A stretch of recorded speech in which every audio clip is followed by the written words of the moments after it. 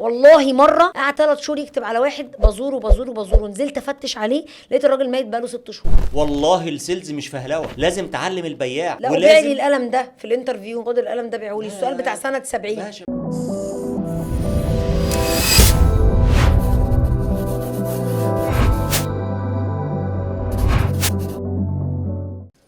مع بودكاست روشتة التسويق مع الدكتور رباب مستر محمد الزكي.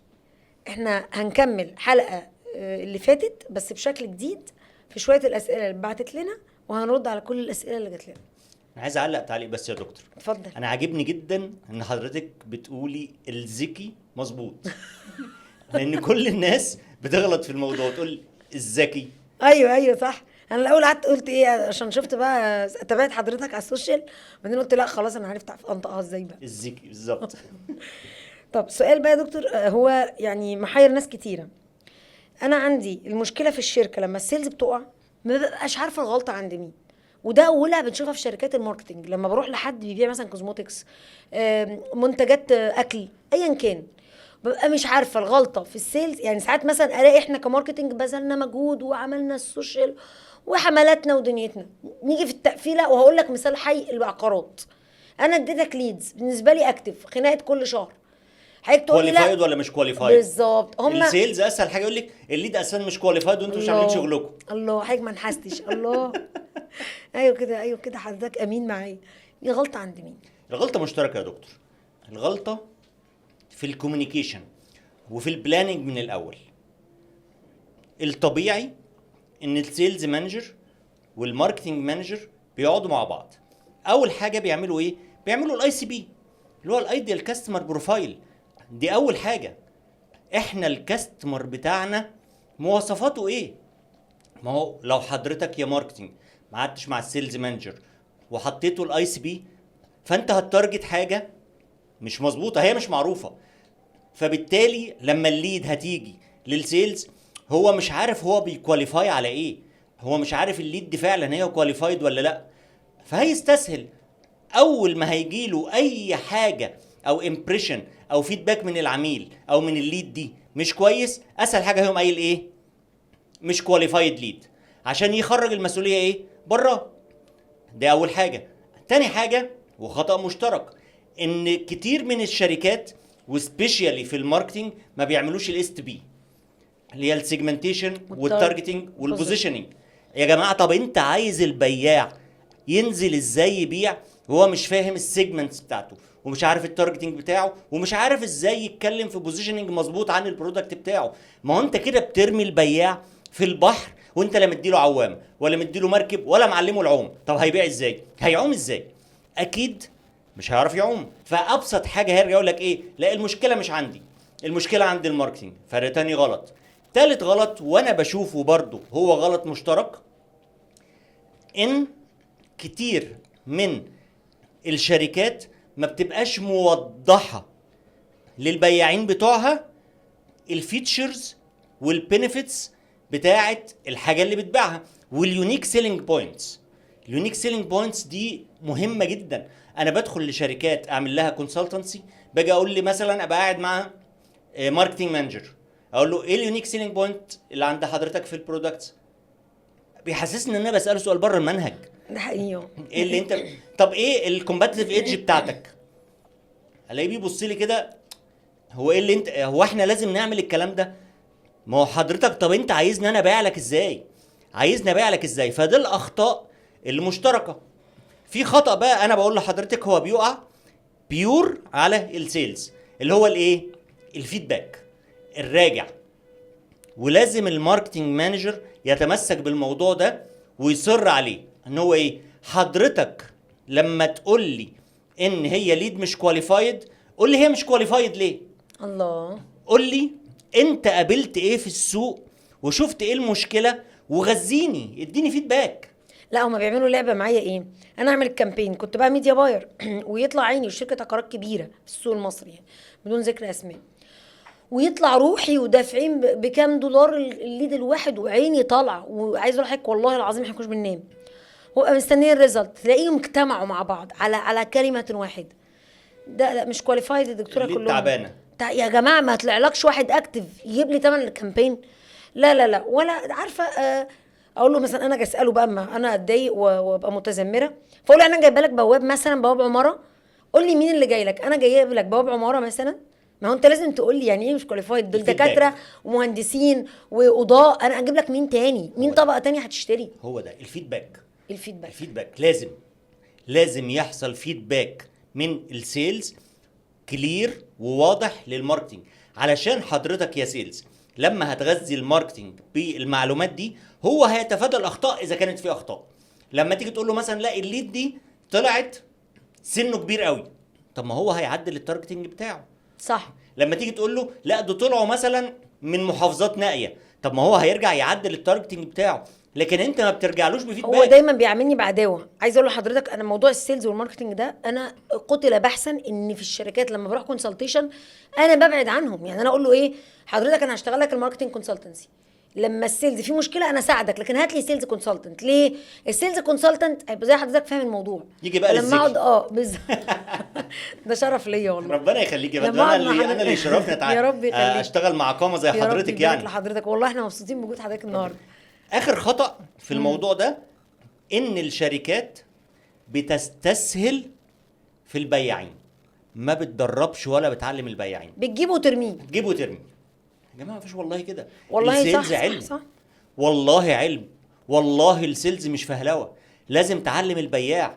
لا وبيع لي القلم ده في الانترفيو، خد القلم ده بيعه لي، السؤال بتاع سنه 70 باشا ما فيش حاجه اسمها كده ولسه بقى. موجوده في الشركات. حضرتك تبقى قاعد مع اتش ار مانجر مثلا عنده 60 سنه ولا كونسلتنت كبير مش صغير وبيع لي القلم ده، هو ده اللي انت حكمت بيه ان هو يجي لك بيع لي القلم؟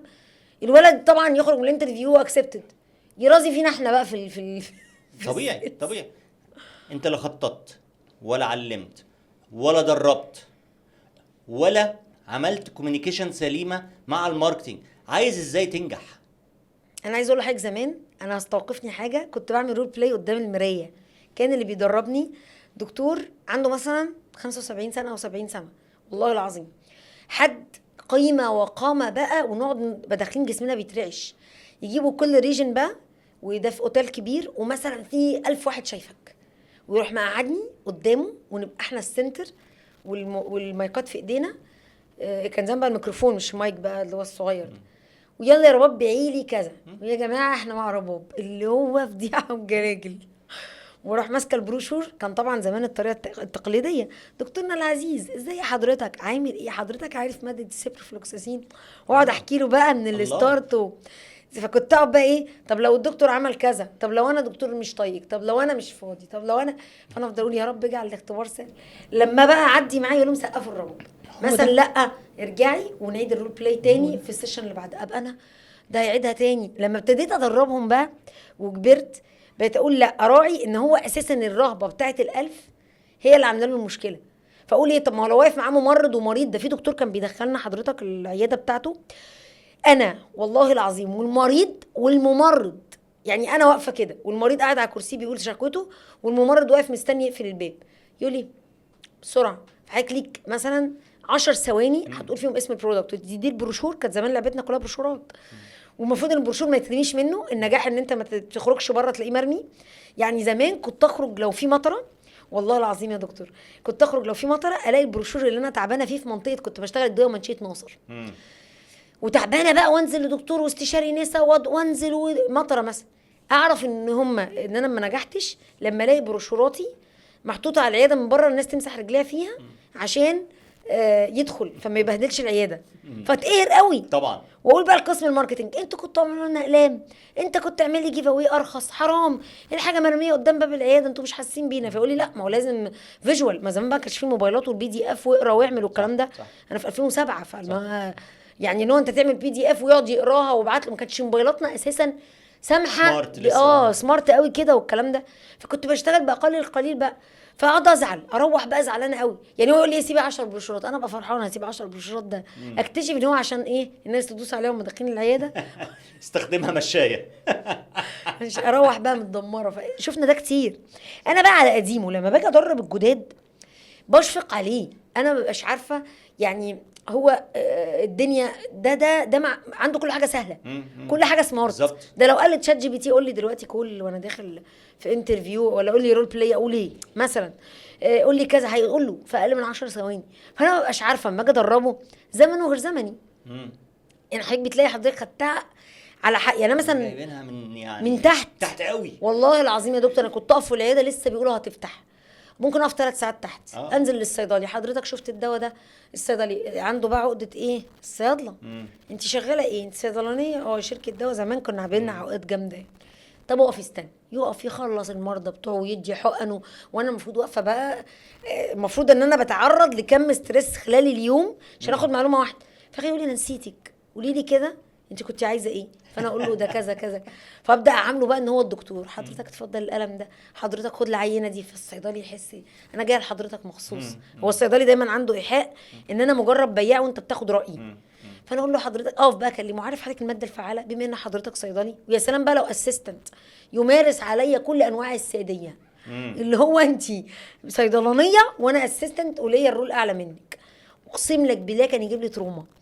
بس ولا سلام بقى لو حب طب اقف بره، اقفي بره يا دكتوره معلش عشان الصيدليه على قد، معلش الصيدليه صغيره، استنيني بره في الشمس. عقد. المشكله ان العقد دي ستيل موجوده. ولما بروح شركات ادرب في الاستريس مانجمنت في الاغلب بلاقي ان الموضوع ده ما راحش.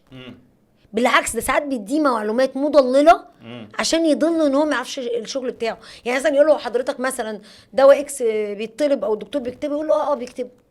يطلع يا عيني المندوب عنده فيدباك ان هو بيتكتب، فيكلم الدكتور شكرا يا دكتور حاجه بتكتب لنا، باين ان هو عنده انفو فولس. طب قيس بقى على كل ده باللي بيحصل، بيسمع عنده فولس فيزيت. طبعا وجهه نظر حضرتك في الفولس فيزيت حلها ايه؟ يعني دي بقى ادينا حل. كل بصراحه الله يكون في عون السيلز مانجرز والادارات. المندوب بيروح ضارب الريبورت، انا رحت زرت ده نام، ده نايم، ده ميت. والله مره قعد 3 شهور يكتب على واحد، بزوره نزلت افتش عليه لقيت الراجل ميت بقاله 6 شهور. الفولس فيزيتس مشكلتها عند السيلز مانجر. البياع، انا دايما اقول ايه، البياع بطبيعته ممكن لو هو شاب صغير يعمل اي حاجه هو متخيل ان هو كده ايه، يعني انا كده شاب جامد وبعرف إيه، اضحك على مديري واضحك على الشركه واعمل. هو مش فاهم ان هو كده بيضر نفسه اساسا. بيجي دور بقى مين؟ السيلز مانجر. دور حضرتك فين؟ في المتابعه. دور حضرتك فين؟ في الدبل فيزيتس. دور حضرتك فين لما تاخد كده المندوب معاك وتنزل بيه وتشوف بعينك هو داخل على الكلاينت، عارفه ولا مش عارفه، شافه اول مره ولا ما شافوش. دبل فيزيتس اللي هو اساسا بيطنشها. ما هو المشكله عند المدير، هو بيضربها فبيعلمه الضرب. بالظبط. طب ما يبقى المشكله فين؟ عند المدير. احنا عندنا مشاكل في مديرين المبيعات يا دكتور. دور حضرتك فين؟ في الفولو اب، في الفاليديشن. ما هو انت لازم تفاليديت الداتا بتاعتك. انت قاعد على السي ار ام بتاعك. هو احنا بنجيب لك سي ار ام يا سيلز مانجر ليه؟ صح. علشان ايه؟ عشان تقعد تتفرج عليه، ولا عشان تقعد تريفيو الداتا وعلشان تفاليديت الداتا وتاخد راندوم تشيك؟ دور حضرتك فين؟ في الاس ار ام اللي انت بتعمله مع السيلز تيم بتاعك كل كوارتر او كل مانث، اللي هو السيلز ريفيو ميتنج، وتجيبه كده وتقعد معاه وتحلل الداتا وتشوف البايب لاين بتاعته وتشوف هل هي بايب لاين اكيوريت ولا لا. يا جماعه السيلز مش فهلوه، هي علم. ما هو انت لا بتعمل اس ار ام ولا بتعمل فاليديشن ولا بتعمل دبل فيزيتس ولا بتعمل حاجه، ومش عايز البياع يضرب لك ميتينجز، ومش عايز البياع يعمل لك فولس ميتنج. طب ما هو هيعمل هو اللي هو عايزه. طالما انت مش سيلز مانجر جامد، البياع بتاعك هيعمل اللي هو عايزه. مشكلتك يا سيلز مانجر. بس اكون بصراحه مع حضرتك، انا مريت بيها زمان. ما كانش في سي ار ام ولا الكلام ده. عملوا ابلكيشن كده، البياع يفتح وشه اول ما ظهر خالص ماي ورك تفتح يبص في الموبايل اول ما الموبايلات اتحدثت يعني، وانا موجود هنا، ويبعت لوكيشن، يبعت لوكيشن على الجروبات، يبعت لوكيشن، وهكذا. لاحظت حاجه، مثلا عندي مندوب الاقيه دايما في ميعاده شارب، بس زيرو تارجت، زيرو فلوس، ما فيش. الولد انا عندي عقده يا دكتوره رباب والله ما عارف حظي ليه قليل، فانا زعلانه عشانه. كان في اسكندريه والله العظيم انا فاكره اليوم ده كويس قوي، سافرت له. هو بعت انا خلاص هناك، اللوكيشن اتثبت وشكرا، ونفس الكلام والمعامله وشوفوا والوضع، والدكتور ده مش راضي يكتب لي. كانت مستلزمات طبيه، شركه مستلزمات طبيه، وكان بيروح مستشفيات معينه احنا عارفينها. اكتشفت بعد كده بالفطره يعني رحت له لقيته مش موجود في اللوكيشن، هو نزل خده وطلع كمل نوم. مم. والله ده اللي حصل. رحت له خدت من السي في عنوانه ورحت له تحت البيت.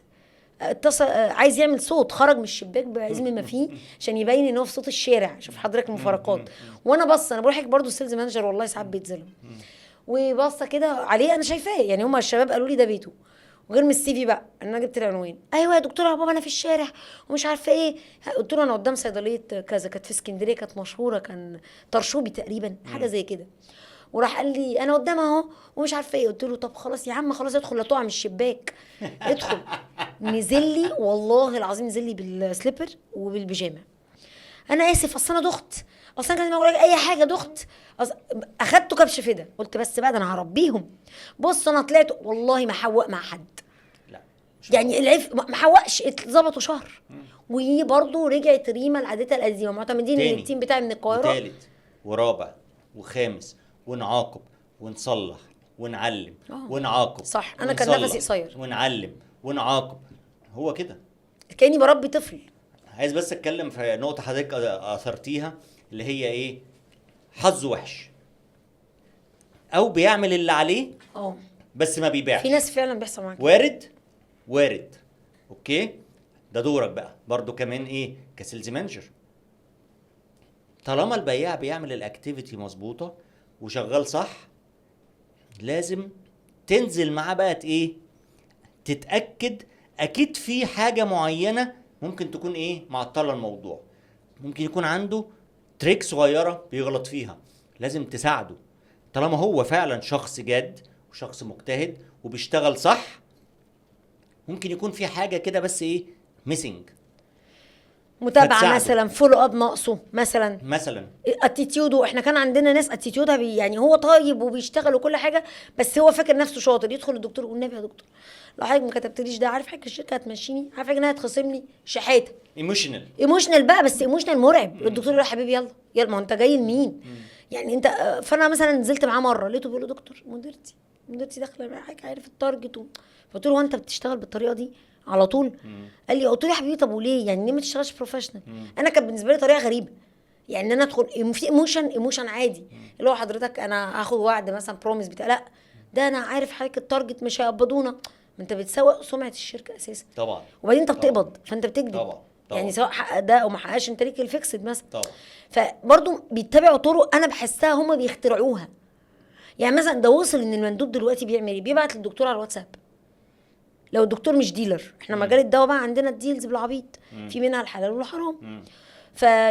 الدكتور مش ديلر، يروح داخل له بقى على الواتساب، يا حبيبي اعمل ايه وحشتني يا دكتور، يربط علاقه مش طبيعيه. لما يجي ماشي يعمل ايه؟ يقول له على فكره يا دكتور ما تكتبش شركه كذا، انا اتنقلت ورحت شركه كذا. لما يجي بقى السيلز مانجر يشتكي لي، شفتي المندوب اللي ماشي؟ اقول له عيبك، هو انت حطيت للمنطقه انت ملكتها بايدك، ما انت سبتها في ايد المندوب. حلها ايه؟ روتيشن. لا جامده صح، ان انا روتيت بين اريا واريا فما خليكش طبعاً. قاعد فيها. طبعا. السيلز علم والسيلز مانجمنت علم. صح فاتتنا احنا ما هو الحاجات انت دي ياما بقى. لازم تروتيت. فما يربطش تعالى ما هنا. يربطش تعالى نفسيا. هنا. روح هنا، اتنقل هنا، منطقتك فيها ايه؟ طب تعالى، طب انت شاطر في المنطقه دي والمنطقه التانية مش قومها كويسه، لي بقى. تعالى قومها لي واجيب حد تاني يشوف منطقتك.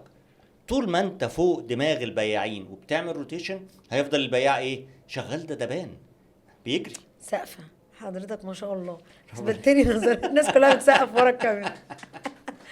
لا حضرتك اثبتني، يعني في مقوله عايز اقولها خايف حضرتك تزعل مني. يعني هو حقيقي السيلز يهود، يعني مش يهود قصدي، يعني السيلز مخه هم اخدين بيقولوا يهود ليه؟ علشان مخهم مش عشان ديانتهم. لا مش ديانه، لا هم عشان ايه؟ مخهم. علشان مخهم الذري والقوي في إدارة البيزنس والاقتصاد.